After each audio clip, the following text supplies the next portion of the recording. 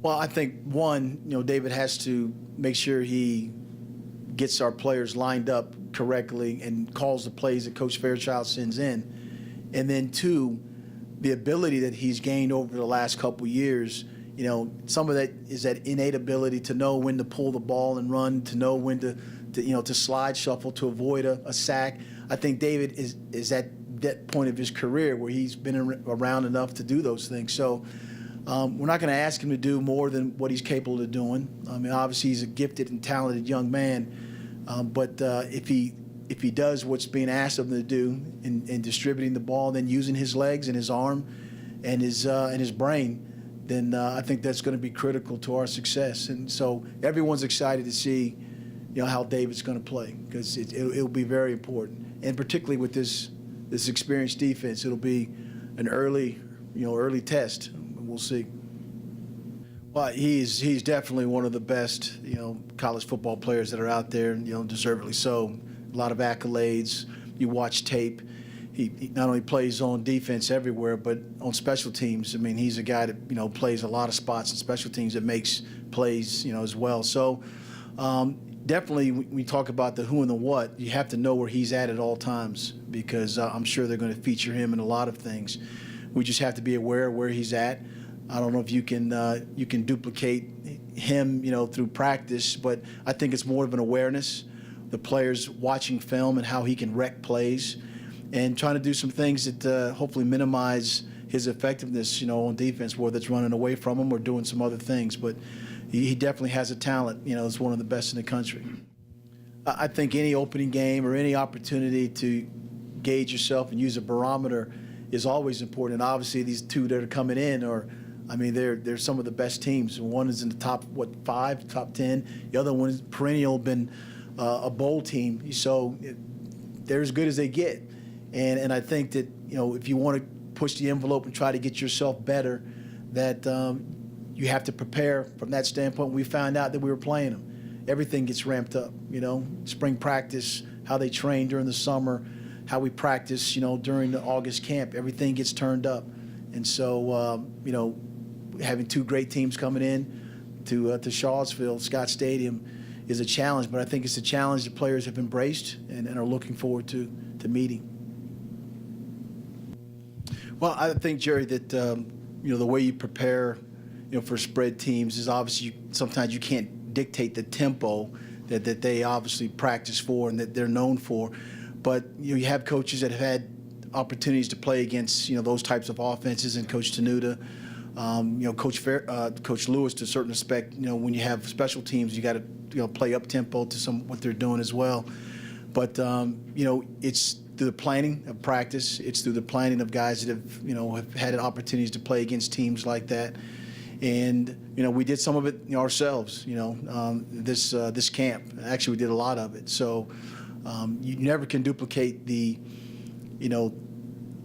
speed of the game in terms of the amount of reps that you can get in, but you can always try to put yourself in the position of your calls being simple, your adjustments being very simple, and playing in a simplistic way. So we practice those those aspects of a spread hurry up offense, and our offense has done it as well. Sure, he's another talented player, and obviously. We think Trey is talented as well, but sometimes you just may look up and look at a matchup that you want to create and throw the ball out that way. So, again, with coverages and how we assist Trey or whoever, even if it's Hosky or Maurice Kennedy, how we assist him is game plan that John and the defensive coaches have for this talented player. But we're still going to do what we do, and if a quarterback has a lot of time to throw it to him, then that's an issue with guys up front. So it's a collaborative effort, and we'll trust me, we'll make sure that we know where that 6'5" plus guy is at all times. Sure, I think if you ask the coordinators, we put in everything that they wanted to see put in, and then what's important is curtailing what we do and then trying to fit that to the game plan of what we anticipate BYU to do. So everything was in, and then now a lot of it is just based on what we can do well, take our personnel and put them in positions to help us do well, and then kind of we have to cater to what BYU does. Now, they have a new offensive coordinator as well, so there'll be some things that they'll do that we've never seen. Hopefully there'll be some things that we'll do that they've never seen. So it's about the adjustment and how we can proceed from there. Yeah, I think you have to probably look at a little bit of both. When you always go into your first couple games, and particularly when there's been coordinator changes, there's always, are they going to do what they did where they came from, or they are going to hold true to the personnel and the style that they played last year? So it wouldn't be surprising to see a little mixture of both. I think the guys, the staff have done a pretty good job of putting together a game plan that has hopefully answers for either style. But I think just going into the game knowing that there'll be something that we probably haven't practiced for, but through the accumulated amount of reps in our own practice going against our offense, that we'll make up for that, and then we'll see what happens. There could be wildcat, there'll be all kind of things, and we'll see what happens.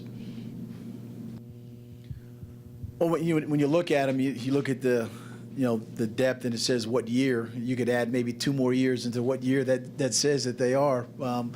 It's they're very disciplined players. They've played under a head coach for a while that has a system and a style of play. Like I said, they're very physical on offense and defense. They have a tradition of winning. And so, with that comes, I'm quite sure, a lot of confidence. And, even though this is an on-the-road game for them and, quite a bit of travel, they have a team that I think is experienced guys that, have played big games at their own place and have played big games on the road. And so the challenge for us would be, with the players that we have, is to make sure that we handle our business and take care of what we need to take care of, because, like I said, they're a much experienced team.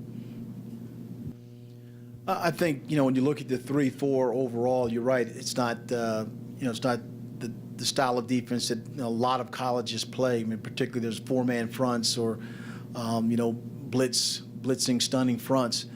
The challenges are, particularly what BYU present, is they'll line up, they'll put a big guy over the center, and they'll cover up the tackles and have 2 stand-up outside linebackers. When you're running plays, I mean, obviously the blocking schemes and the line calls are different because of the alignments of 3-4 players, of the system 3-4. So it'll be important. We've been practicing BYU plays and schemes, 3-4 schemes, almost the last week, and it'll be important for us to block what we see and do it well, because you're right. I mean, they are a big front 7. I mean, they're all, in the back end, they're 200-something pounds. Up front, they're big. The nose tackle is big, and we all talked about their linebackers as phenomenal players. So it is a challenge, and we have to find ways to make sure we move the ball.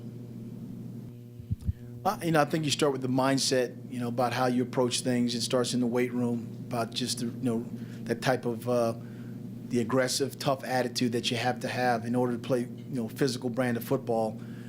You have to put yourself in positions or in a culture or an environment that requires you to do that. And I think Evan's done a great job with that. And we mentioned before bringing in the Navy SEALs and a certain mental aspect to being tough, and then practices.